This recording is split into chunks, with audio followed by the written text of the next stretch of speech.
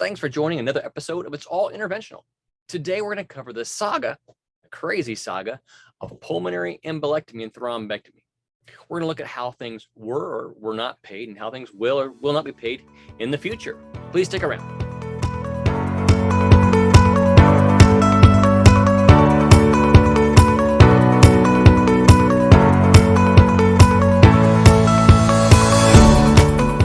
Pulmonary thrombectomy, or is termed by CMS as the transcatheter or transvenous catheter pulmonary thrombectomy or thromboembolectomy, has been under contention for years. Not so much the procedure itself, but the charging for and the getting paid for that procedure.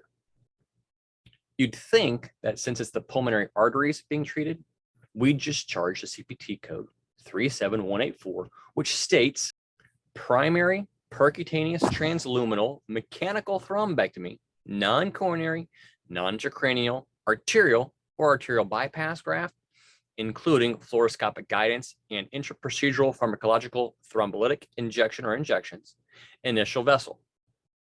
And if we did a thrombectomy in another vessel in that same vascular family, we'd then use CPT code 37185, which states second in all subsequent vessels within the same vascular family. At least that's what all the vendors have been pushing for the last several years, or tried to push on that one. However, let me give you a little history lesson onto this code and its charges. My personal disclaimer, I'm getting all this information from online sources, from CMS and other areas, and I'm going to leave the links in the video description for you to review later. But see, I take no responsibility for the accuracy of this video and what charging is right now. It is up to you to check with your payers and your billing team to find out what the rules are for your areas. Things could change between the time that I record this and time that you watch this. Things change. So make sure you do your due diligence to verify the accuracy of these claims. Look up the websites yourself, look at the documentation, call your payers, talk to your billing folks to get it right. I'm just giving you the information that I found and discovered online and from doing some research on this crazy procedure. It's your responsibility to find that out. So if you don't agree with that, just go ahead and hit the stop button right now and don't continue the video. So if you want to find out the information that I found out, stick around. We'll get to it in just a second. For those who don't want to find out, we'll wait for you. Okay, since you stuck around, let's get to the nitty-gritty. Several years ago, Medicare came out with an NCD, National Coverage Determination, number 240.6. And this stated that transcatheter pulmonary embolectomy or thromboembolectomy was investigational and therefore non-covered. Again, it's a national coverage determination. So guidance that we have, and here's a picture of one that we had end of last year, was updated before the rule went away, that the Medicare Advantage team of United Healthcare showed, and we actually have seen this from other carriers as well, that this investigational procedure is non-covered and should therefore be reported as 37799, unlisted vascular surgery. In my previous job, we had to explain this to a lot of the vendors and the clients alike. And there's some pushback on that one. Nobody wanted to do an unlisted code. You don't often get paid for unlisted codes. But that was the guidance we had from Medicare. So, our company, we stuck to those guidelines like Gorilla Glue. We weren't going to change because some vendor said, well, use this code. Well, if you look at their documentation for approved devices, and again, being approved as a device to do a procedure does not necessarily mean that you get to charge a procedure how you want to or how you think it should be. So though devices were approved for pulmonary thrombectomy and embolectomy, the guidance was still clear. You charge it as an unlisted code 37799. So we were really stirring up the waters on this information here. People didn't like it. And I really believe that our company, because we stuck to that guideline so well, stirred up those waters and caused some confusion and caused some conversation. Well, that's what brought Medicare to making this new decision here. Now, I can't prove that our company is the one that did that, but I'd pretty well bet that it was. So let me give a quick little shout out to my previous team for sticking to the rules and not just going ahead and charging what you wanted to get paid better, but actually doing the right thing. So kudos to you guys. Back in early of 2021, CMS began an investigation on what to do with this NCD. They created a 30-day period to get some comments from the public to figure out what they think they should or shouldn't do with this coverage determination. Every one of the 28 different public comments that came through did state that this non-coverage should be removed. And most of them even commented that the whole determination should be completely deleted and rescinded altogether.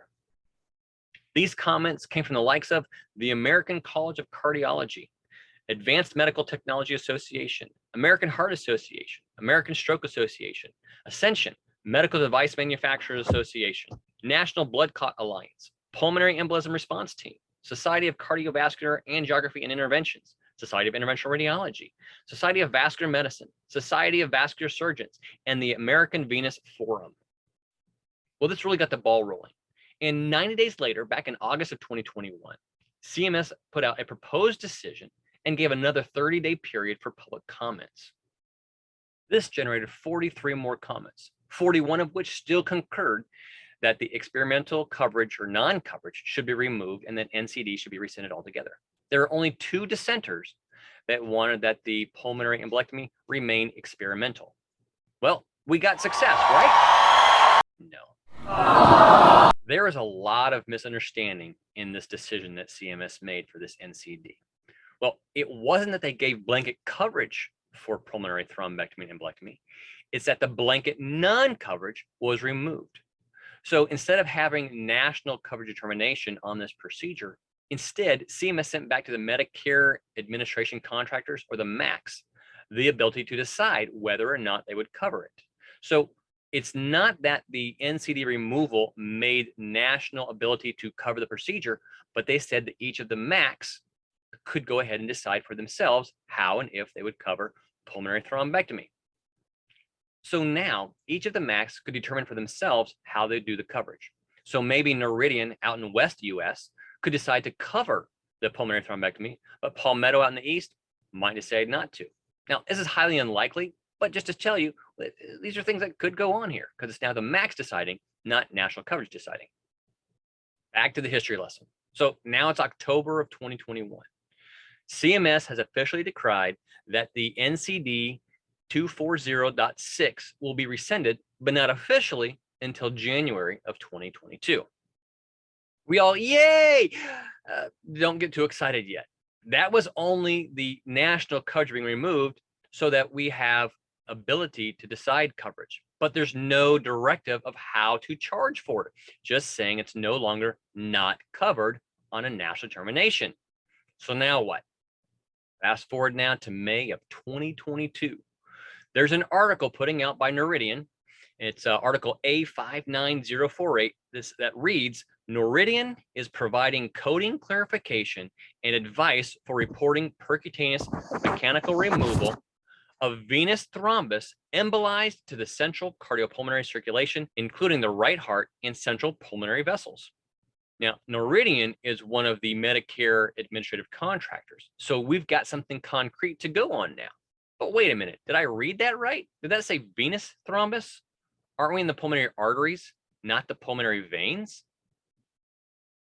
The next line reads, the review of medical records indicates procedure codes 37184, 37185, and 37186 are being billed incorrectly and do not support the medical necessity for treatment of venous pulmonary thrombus. 37187 and 37188 should be used for these services. So now everyone, let's just stop and ponder for a minute.